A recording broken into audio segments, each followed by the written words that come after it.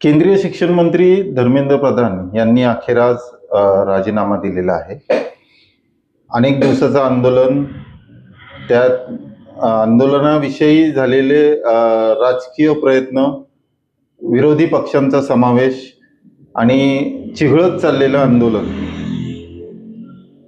केंद्र सरकारला त्यांचा राजीनामा घेण्यास विलंब का झाला असेल याबाबत आपण आज चर्चा करणार आहोत राजकीय विश्लेषक श्री विकास माने यांच्याशी. माने सर, काय कारण असेल की भाजप सरकारला धर्मेंद्र प्रधानांसारख्या मंत्रीचा राजीनामा घ्यायला वेळ लागला? खरं तर त्यांचा राजीनामा होणार नाही अशी अनेक राजकीय तज्ज्ञांना शंका होती. हे जे आंदोलन आहे ते चिरडून टाकावं आणि त्याच्यासाठी खूप प्रयत्न हे भारतीय जनता पार्टीच्या जे सरकार आहे, आपण भारतीय जनता पार्टीचं सरकार नको म्हणूयात, हे एनडीएचे जे सरकार आहेत आणि त्याच्यातले जे गृहमंत्री आहेत आणि पंतप्रधान आहेत, या दोघांना मिळून हे जे आंदोलन आहे हे चिरडून टाकायचं आणि आपण झुकलोय हे दाखवून द्यायचं नाही.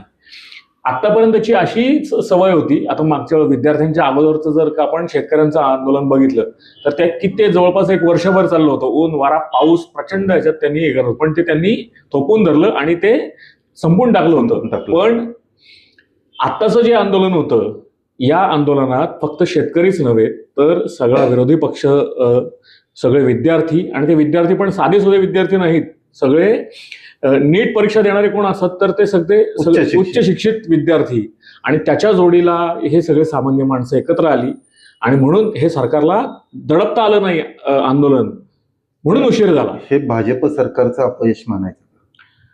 हे भाजप सरकारचं 100% अपयश आहे. हे गृहमंत्र्यांचं अपयश आहे. हे फक्त एका शिक्षण मंत्र्यांचा राजीनामा घेऊन संपलेलं नाही. तर जसं आपण मागचं जर का आंदोलन बघितलं अण्णांचं, ते हाताळण्यात काँग्रेसला यश आलं होतं, पण आत्ताचं जे हे विद्यार्थ्यांचं आंदोलन आहे हे हाताळण्यात गृह मंत्रालयाला आणि पंतप्रधानांना सपशेल अपयश आलेलं आहे. हे या आत्ताच्या राजीनाम्यावरून स्पष्ट दिसतं. हे धर्मेंद्र प्रधानांसारखा मंत्री, हेवीवेट मंत्री, ज्याच्यावर भाजप आणि संघाचे खूप अपेक्षा आणि त्यांच्यावर जबाबदाऱ्या होत्या, बरोबर, अशा मंत्र्याचा राजीनामा घेणं नक्कीच अवघड झालं असणार आहे. बरोबर. पण असं काय होतं धर्मेंद्र प्रधानांकडे की त्याच्यामुळे इतक्या दिवस थोपवलं होतं त्यांनी? तुम्ही म्हटलं तसंच आहे की धर्मेंद्र प्रधान हे राष्ट्रीय स्वयंसेवक संघाच्या मुशीतनं आलेले, राजकारणात आलेले एक व्यक्ती आहे आणि कोऑर्डिनेशन जे आहे, जे भारतीय जनता पार्टी आणि राष्ट्रीय स्वयंसेवक संघ यांच्यामधला दुवा म्हणजे धर्मेंद्र प्रधान आहेत आणि त्याच्यावर आघात झालेला आहे. भारतीय जनता पार्टी त्यांच्या मागे पूर्णपणे उभी राहिली, पण जनतेचा, विद्यार्थ्यांचा आणि एकंदर समाज भावनेचा रेटा इतका प्रचंड असल्यामुळे सरकारला झुकावं लागलं आणि तो राजीनामा म्हणजे या सरकारच्या अस्खलित विद्यार्थ्यांनी मारलेली एक चपराक आहे. म्हणजे यात आपण विरोधी पक्षाला यश मिळालंय असं म्हणायला हरकत नाही. याच्यात माझ्या मते कालपर्यंत पण की राहुल गांधी हे त्या स्टेजवर गेलेले नाहीत. इतर सगळे विरोधी पक्षाचे नेते गेले, पण राहुल गांधी काय त्या ह्याच्यावर गेले नाहीत.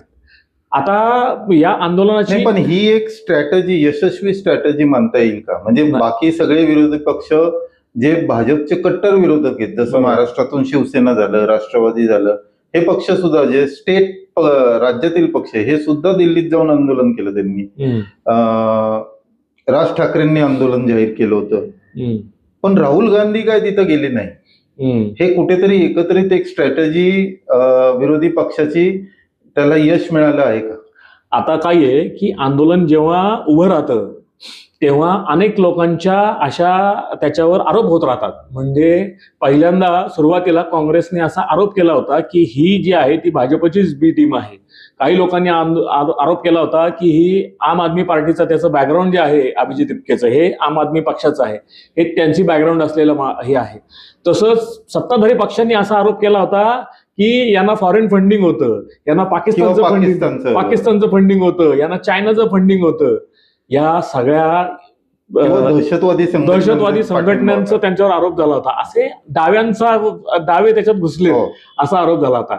अशा सगळ्या आरोपांना हे जे सध्याचे विद्यार्थी आहेत ज्यांच्या हातात मोबाईल आहे आणि त्यांना हे सगळं दिसतं, त्यांना हे सगळं कळतं आणि त्यांच्या हातात एका हातात मोबाईल आणि दुसऱ्या हातात संविधान असे घेऊन ते उभे राहिलेले आहेत. तिथं इतका मोठा क्राऊड होता की जे पोलिसांवर जर का उलटे अंगावर गेले असते, गेले म्हणजे गेले. काही असे प्रसंग नाही, घडले नाही, फक्त. हे फार कमी झाले, पण गेले असते तर पोलीस यंत्रणा पूर्ण कोलमडली असती. कोलमडली. पण तरीही शांततेत असलेल्या संविधान म्हणजे आपल्याला ते टीव्हीवर बघायला मिळालं की पोलीस धावून गेले तर ते राष्ट्रगीत म्हणायला सुरुवात करत होते. बरोबर. हे बिहारमध्ये नवीन काही प्रकार भागात आंदोलनात बघायला मिळाला हो.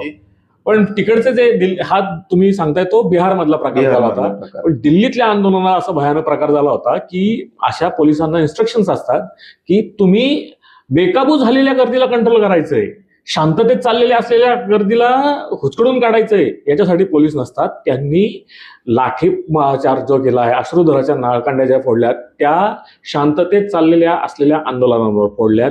कदाचित भविष्यात याचे परिणाम हे येणाऱ्या पोलिसांनाही भोगावे लागतील, कारण हे कुठं ना कुठं त्याची जशी आता शिक्षण मंत्र्यांना राजीनामा द्यायला लागला, लक्षात घ्या, तशी याचं पण जबाबदारी कोणाला असेल की नाही ही शांतता. आणि याचे सगळ्याचे पुरावे विद्यार्थ्यांकडे हे जास्त धोकादायक आहे की ते पुरावे जेव्हा बाहेर येतील तेव्हा विद्यार्थी याच्यासाठी पुन्हा आंदोलन करतील असं माझं मत आहे. आता आंदोलन कदाचित संपेल. धर्मेंद्र प्रधानांचा राजीनामा झालेला आहे. बरोबर. गृहमंत्री किंवा पंतप्रधान राजीनामा देतील अशी कुठेही शक्यता नाहीये, जरी मागणी झाली असली तरी.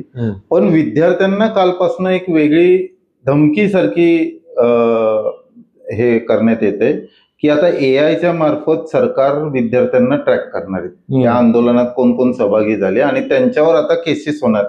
थोडक्यात गृह मंत्रालय आता ते ऍक्शन मोड मध्ये येणार. मग हे गृह मंत्रालय जेव्हा पोलिसांनी लाठीचार्ज केला किंवा ह्याची जबाबदारी का नाही घेतली? कसं आहे की आता हे युद्ध चालू झालेलं आहे, ज्याच्यात पहिला जय हा विद्यार्थ्यांनी मिळवलेला आहे.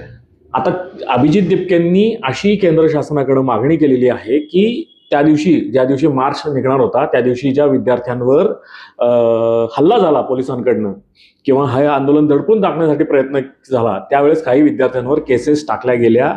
त्या मागं घेऊपर्यंत आम्ही तिथनं हटणार नाहीत असं आज राजीनाम्याच्या नंतरही त्यांचं वाक्य आहे, जोपर्यंत ते संपणार नाही. आता इथून पुढे काय, यांनी पण ती अट घातली होती.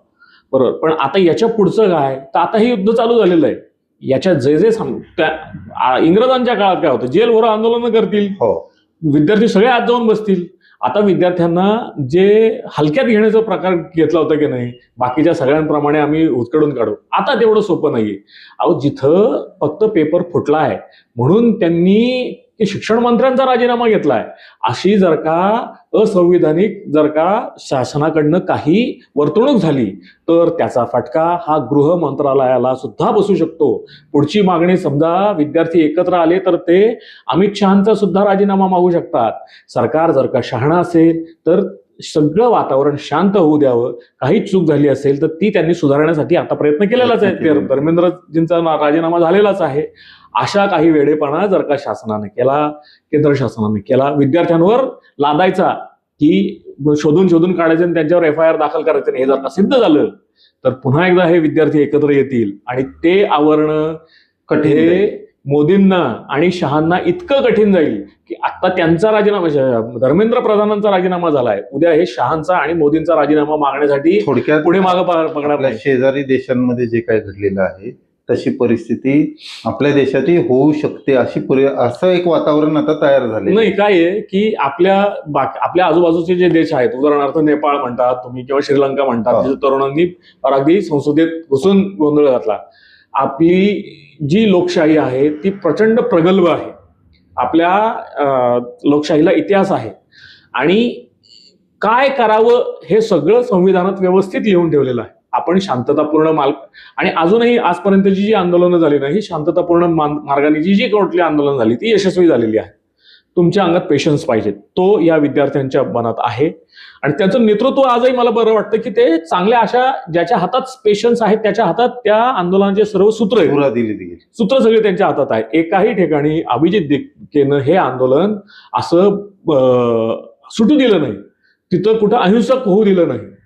हे त्याचं मुख्य गमक आहे. त्याच्यामुळं इतर ज्या देशात जी आंदोलन झाली ना ती हिंसक झाली, त्याच्यामुळे ती गेलेली.